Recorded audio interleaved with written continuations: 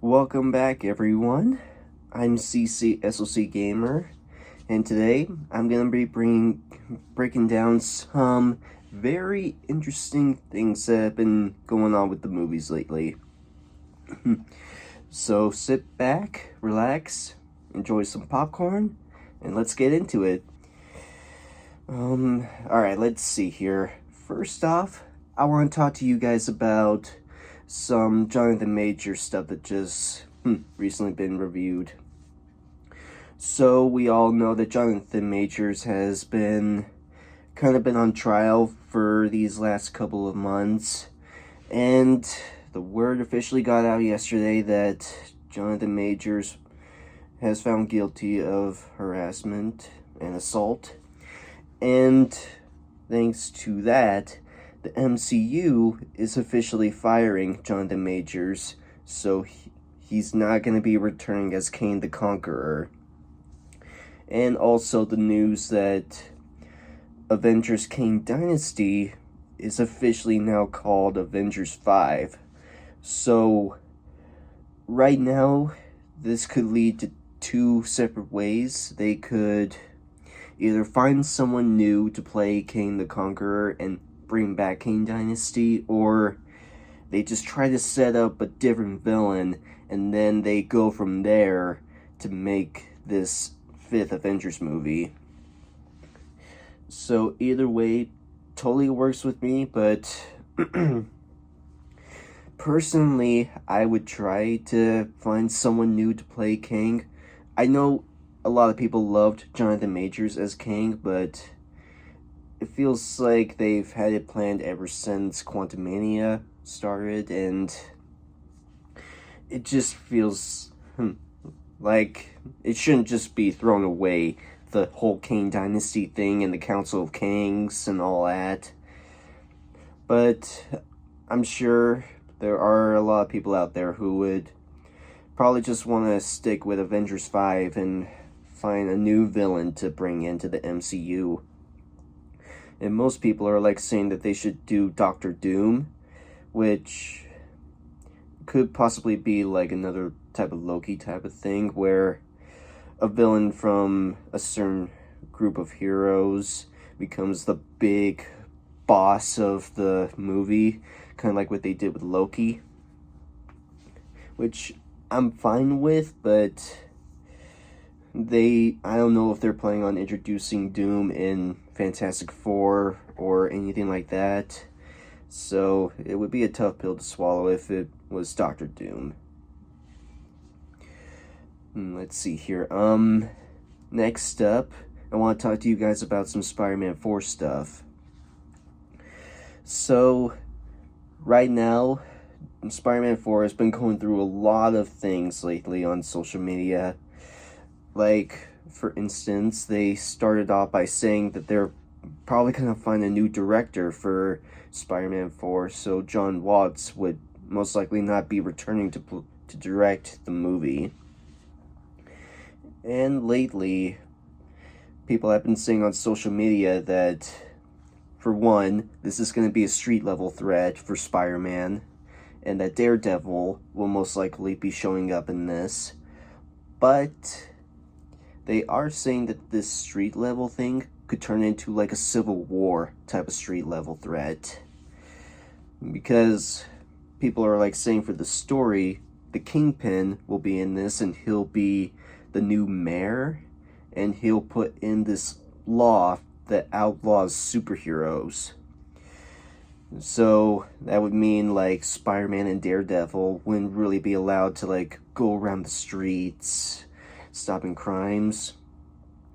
But what makes the Civil War thing pop up is Kingpin will most likely be putting a bounty on Spider-Man and Daredevil, and that's where all these villains come along and try to kill Spidey and Daredevil for the bounty that Kingpin put on their heads. Which, okay, personally, I love all of these Spider-Man movies, and I do like the fact that they're making Spider-Man have a street-level threat in this, because that is basically what Spider-Man does.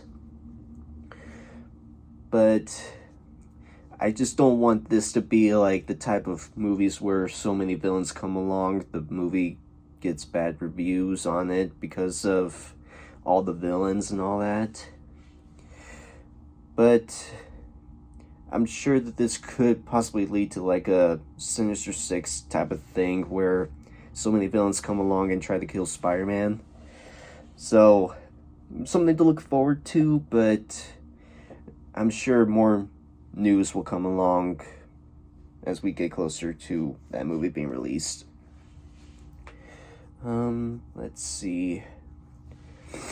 If you guys have seen my trailer reaction to Kung Fu Panda 4, you will hear me stating out that the Furious 5 really wasn't in the trailer, which left people wondering if they're still gonna be in there. But right now, I'm gonna just come out and confirm that the Furious 5 are gonna be in the movie, but based from what the trailer showed, this will probably be like something that's related to maybe like Kung Fu Panda 3 did, where Poe's like going on this separate journey and the Furious 5 will just stay at the Valley of Peace to protect the people. Or this could lead to like the Chameleon capturing them and then stealing their Kung Fu powers and having their abilities, and Poe most likely would have to try to fight them. So I could see the movie leading in those two different ways. We just have to wait until 2024 in March to see where the Furious 5 will be at in this movie. Whether it's doing their separate things now, like the Furious 5 would be like done and they go their separate ways, or they're still together but they would probably like be captured by the Chameleon or something like that. Some other news. So we all know that Scream 7 has been having some difficulties ever since they fired Melissa Barrera and Jenna Ortega left due to Wednesday trouble. But recently, Spyglass has been trying to go to Melissa Barrera and trying to apologize for all that stuff and make a truce, but apparently Melissa Barrera said, I'm done with all this. I got plenty of more projects that I could possibly be part of, so based from that, I think it's safe to assume that Scream 7 would probably not be happening, and that it would just take a couple of years for Scream to be coming back, most likely like a reboot type of version. So, yeah, Scream 7 could possibly be done now, and it would have to be like a reboot for Scream if they want to continue making these movies.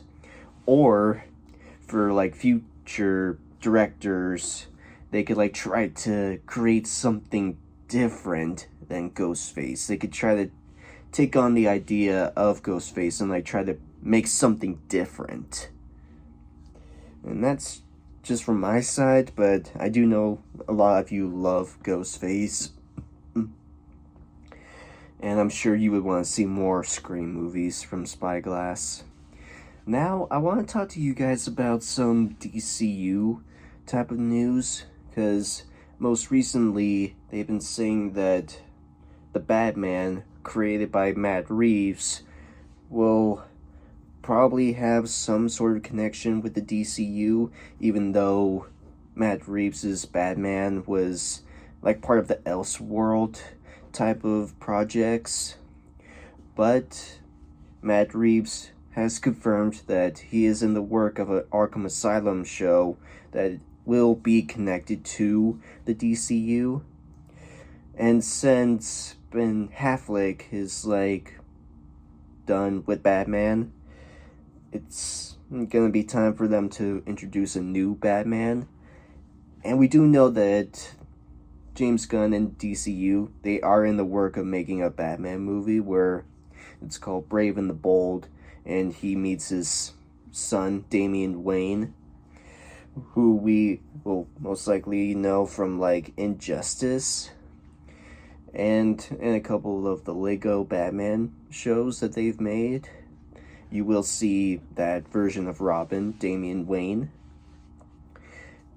And according to some insiders, they're saying that this Arkham show will most likely be focusing with the villains, and each of them would like try to telling them their personal stories of how they ended up in Arkham and their own personal encounters with the Batman.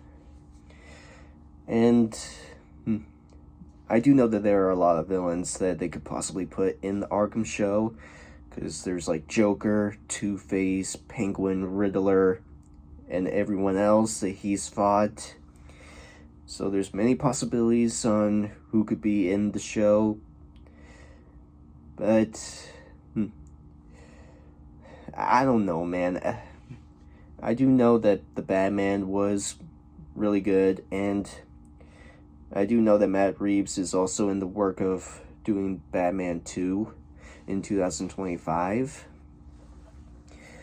But if Matt Reeves was just doing an Elseworld type of Batman, I don't know why he would have the decision to try to make something for the DCU.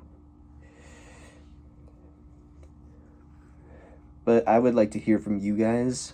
What are your personal thoughts about all of these updates? And